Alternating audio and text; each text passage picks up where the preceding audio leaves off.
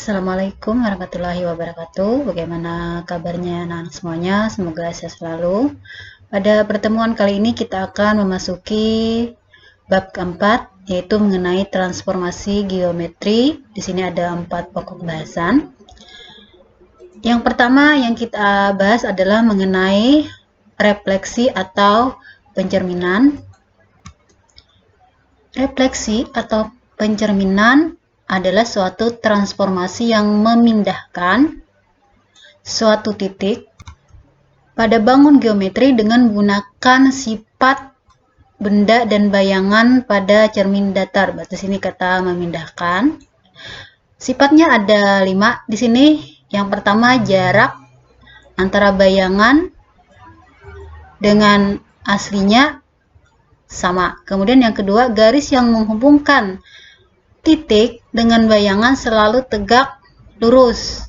Yang ketiga, setiap garis dan bayangannya selalu sama panjang. Yang keempat, bayangan suatu bangun yang dicerminkan memiliki bentuk dan ukuran yang sama dengan yang asli. Yang kelima, bayangan bangun pada cermin saling berhadapan dengan bangun aslinya. Kalian lihat di sini, refleksi suatu titik bisa terhadap sumbu X, bisa terhadap sumbu Y, terhadap titik asal 0,0 maksudnya, kemudian garis Y sama dengan X, bisa terhadap garis Y sama dengan negatif X, bisa garis X sama dengan H, H ini diganti dengan angka, maksudnya bisa dengan garis Y sama dengan K. Nah, perhatikan ini perubahan. Ini harus diingat ya, ini sama dengan rumus nih. Contohnya di sini kalau terhadap sumbu X, suatu titik atau benda dicerminkan terhadap sumbu X, yang titik semulanya atau benda aslinya koordinatnya adalah X, Y, maka setelah dicerminkan atau bayangannya, maka koordinatnya menjadi X, Y. Terhadap sumbu Y, yang titik semula atau titik bendanya mempunyai koordinat X, Y, maka bayangannya mempunyai koordinat negatif X, Y. Jadi ini kalian harus hafal nih, harus kalian ingat atau kalian perhatikan pola perubahannya. Kalian lihat contoh di sini, ini bidang cermin, kemudian ini benda aslinya, kemudian di sini bayangannya. Nah, jaraknya kan selalu sama nih.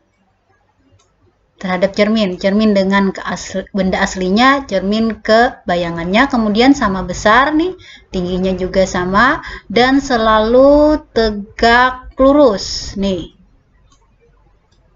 sifat tadi. Dan antara benda asli dengan bayangannya juga sama persis, kongruen, juga saling berhadapan sesuai dengan sifat-sifat yang Ibu jelaskan di muka tadi. Perhatikan juga yang ini benda aslinya atau objek, kemudian ini bayangannya. Berarti bayangan G ini adalah yang H ini nih. Nah, jaraknya kan selalu sama nih, dari cermin ke G, dari cermin ke H, dan selalu tegak lurus, saling berhadapan. Bayangan E ini adalah J. Lihat, jaraknya sama. Nih, 1, 2, 3, 4. 1, 2, 3, 4. Dan selalu tegak lurus. Demikian juga yang F. Bayangan F ini adalah E.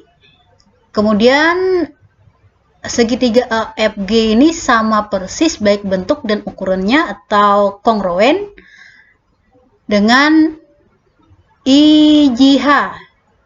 Berarti objek dengan bayangannya itu kongruen. Perhatikan di sini, ini disajikan dalam bentuk koordinat kartesius. Misalnya ada titik A yang koordinatnya A, B.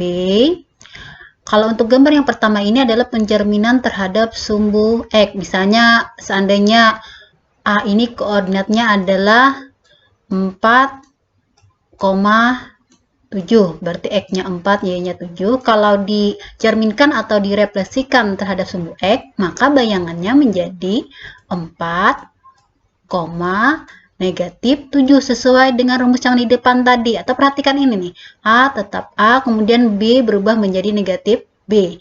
Demikian juga kalau misalnya titik yang 4,7 tadi dicerminkan atau direfleksikan terhadap sumbu Y, maka bayangannya menjadi negatif 4,7. Nih, perhatikan. A menjadi negatif A, B tetap B. Berarti 4 menjadi negatif 4, 7 tetap 7. Itu kalau dicerminkan terhadap sumbu Y. Kalau titik 4,7 tadi dicerminkan terhadap titik asal 0,0 titik pusat ini, maka bayangannya berubah menjadi nih negatif A, negatif B. Berarti negatif 4, negatif 7. Demikian juga nanti untuk gambar yang 4, 5, 6, dan 7. Silahkan kalian perhatikan atau kalian hafal rumus yang tertera di sini. Di sini ada contoh, ada persegi panjang ABCD dengan koordinatnya masing-masing A, B, C, dan D. Kemudian direfleksikan terhadap titik 0, titik yang koordinatnya adalah 0,0 sehingga menghasilkan bayangannya adalah A aksen, B aksen, C aksen, dan D aksen. Di sini kalian diminta untuk menggambarkan persegi panjang baik benda asli ataupun bayangannya pada bidang koordinat, kemudian menentukan koordinat dari koordinat bayangan, maksudnya dari A, B, C, D, atau maksudnya A aksen, B aksen, C aksen, dan D aksen. Berarti kalian perhatikan rumus yang direfleksikan terhadap titik ini tadi nih. Rumusnya tadi kan, kalau koordinat asalnya X, Y, dicerminkan terhadap titik pusat, titik 0 ini berarti berubah menjadi negatif X, negatif Y. Nah, kita cari bayangannya. Tadi kan X, Y berubah menjadi negatif X, negatif Y. Berarti positif jadi negatif, negatif jadi positif. Maka bayangan A ini adalah menjadi 5, negatif 1. Kemudian bayangan B atau B aksennya adalah 1, negatif 1. Kemudian C-nya 1, negatif 3. Kemudian yang D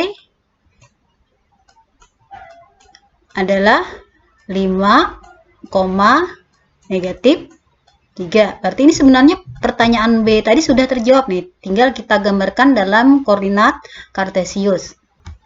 Ibu gambarkan di sini ya, persegi ABCD dulu. A tadi adalah koordinatnya negatif 5,1, berarti negatif 5,1 di sini letaknya. Ini untuk A. B negatif 1,1 berarti di sini. C adalah negatif 1,3, berarti negatif 1,3 berarti di sini. Kemudian yang D adalah negatif 5,3, berarti negatif 5 naik ke atas 3, berarti di sini. Ini untuk koordinat D. Lalu kita hubungkan A, B ke C ke D kembali ke A. Seperti ini benda aslinya. Kemudian kita gambarkan bayangannya. Bayangan A tadi koordinatnya adalah 5, negatif 1, berarti di sini. Kemudian B tadi bayangan adalah koordinatnya 1, negatif 1, berarti di sini. Atau B aksennya di sini. Terus bayangan C tadi adalah koordinatnya 1, negatif 3, berarti ini 1, kemudian 3 ke bawah. Atau di sini adalah C aksennya. Terus bayangan D adalah koordinatnya tadi adalah 5, negatif 3, berarti di sini nih. Ke kanan 5, ke bawah 3. Disinilah D aksen. Lalu hubungkan A ke B, ke C, ke D, kembali ke A. Jadi ini persegi panjang yang asli ABCD, kemudian ini yang bayangannya. Perhatikan ini. Ini C, sini C aksen, sini A aksen, di sini A. Kiranya sampai di sini, semoga bermanfaat. Wassalamualaikum warahmatullahi wabarakatuh.